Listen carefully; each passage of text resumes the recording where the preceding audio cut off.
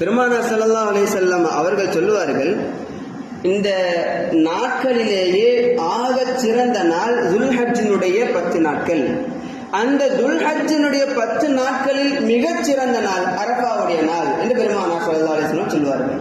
இதை சொல்லிக் கொண்டிருக்கையில் இன்னொரு செய்தியும் பெருமானார் சொல்லுவார்கள், அரஃபாவுடைய நாளிலே அல்லாஹ் தஆலா பூமியினுடைய வானத்திற்கு இறங்குகிறான், முதல் வானத்திற்கு இறங்குகிறான்.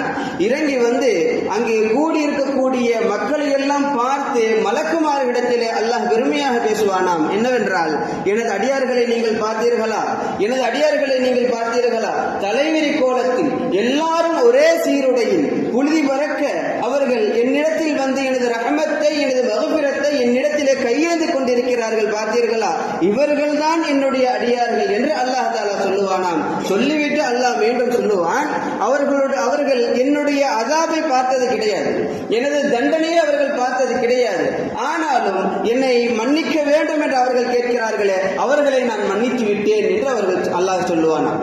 அப்போ மலக்குமார்கள்லாம் கேட்பார்கள், யா அல்லாஹ், அவர்களை மன்னித்து விட்டாய் என்று சொல்லிவிட்டாய், சரி, இன்னென்ன நபர்கள் இன்னென்ன பெரும்பாவங்களில் சென்று விழுந்தார்களே, அவர்களையும் நீ மன்னித்து விட்டாய்.